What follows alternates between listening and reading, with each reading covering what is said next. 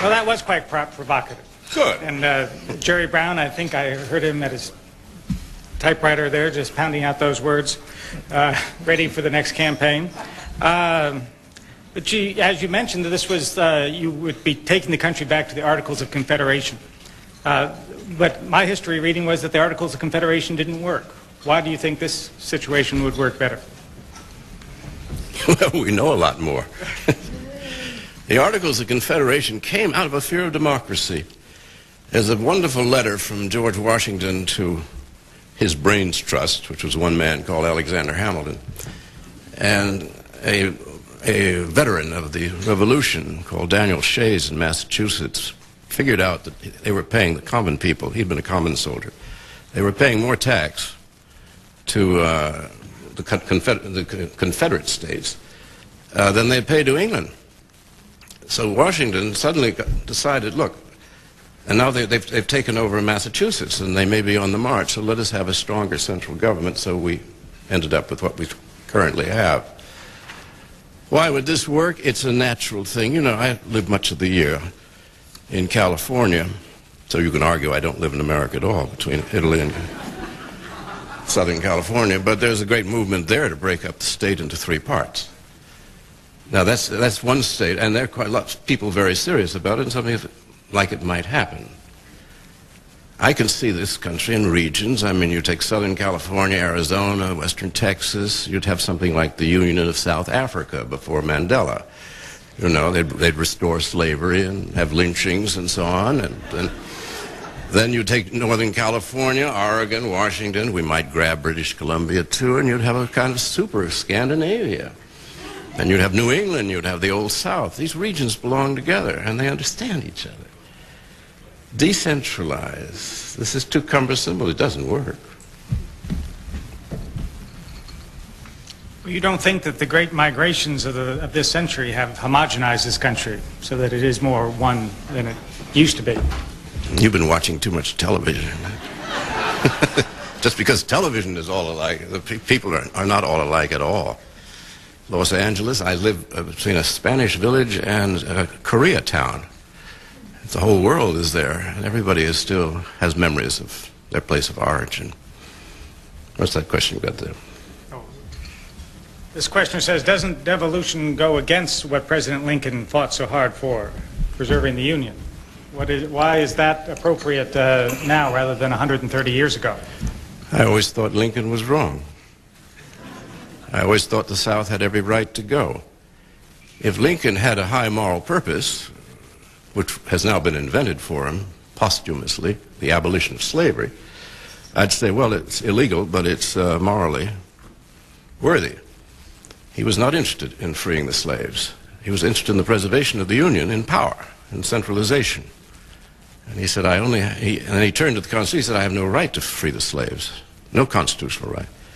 When he finally did get around to a degree of emancipation, he did it entirely under military necessity. I think he made a great mistake. I would have, if I were around at the time, I think I would have been for Seward. He said, let the South go. He called them the mosquito republics. He said, what are they going to do? They've got 2 crops, cotton and tobacco.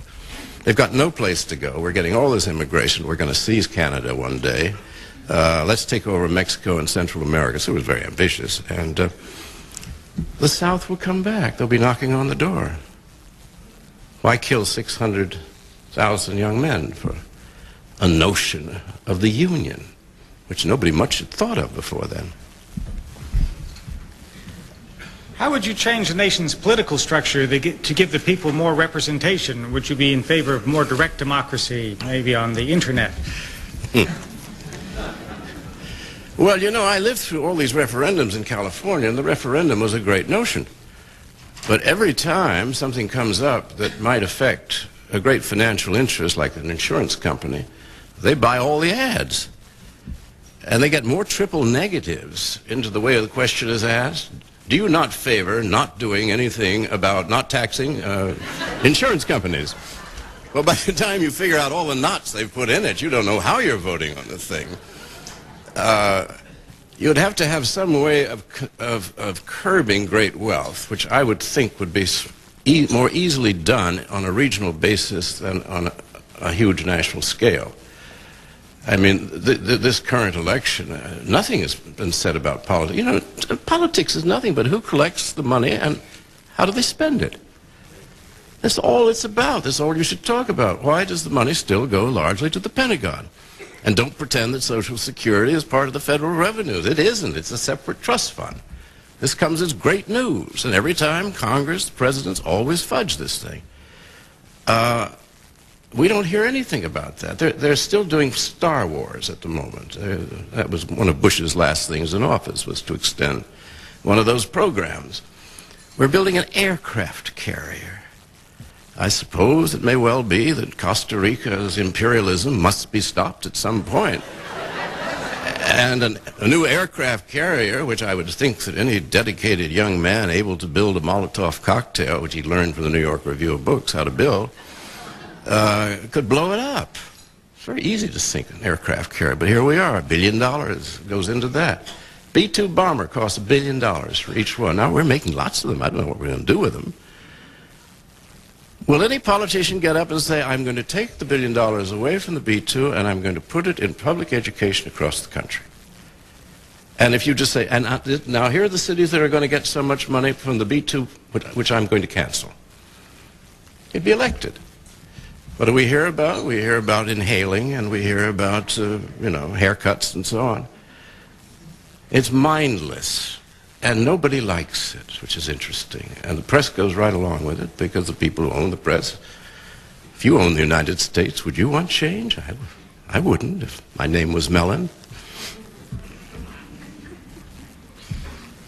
If you are opposed to large and tyrannical government, why do you suggest that the people should look to the federal government to provide education and health care?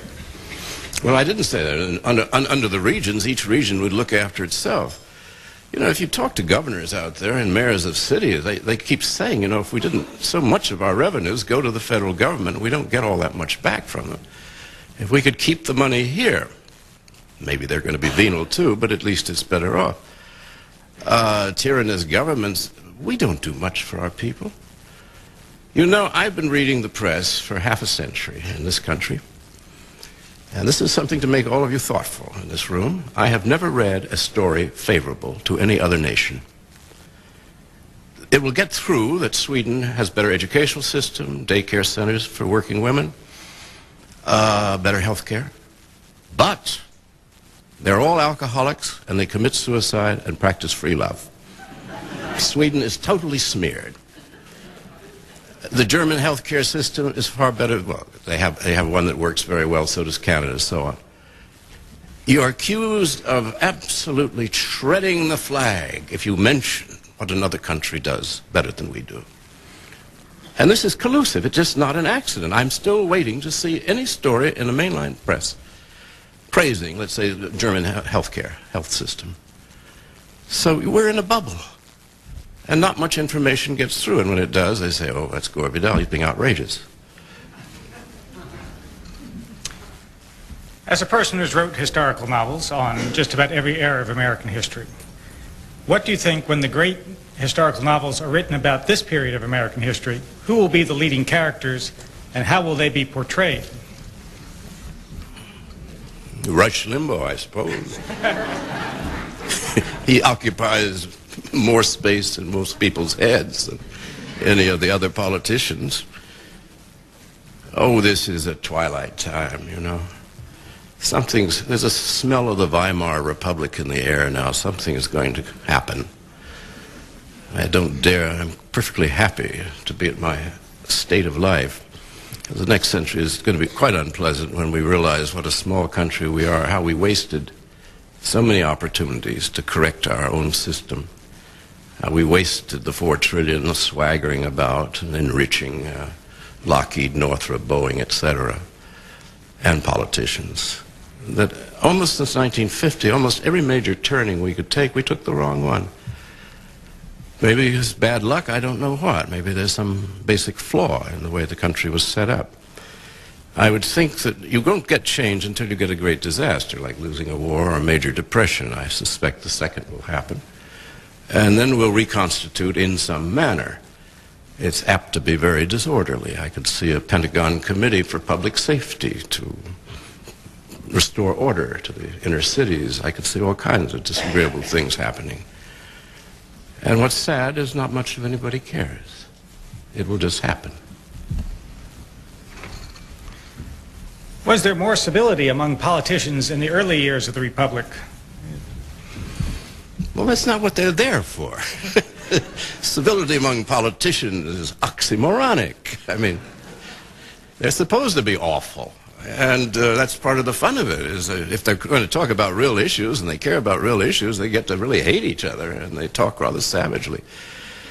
They could talk, which, as opposed to politicians today, they could actually talk without reading hesitantly a speech somebody else had written. As I always said of General Eisenhower, he always read his speeches with a sense of real discovery. And he was terribly interested in some of the things he was reading, you know. And there was a great moment in the campaign of '52, and he said, "And if elected president, I will go to Korea." Nobody had told him. And he had to go. And the war ended.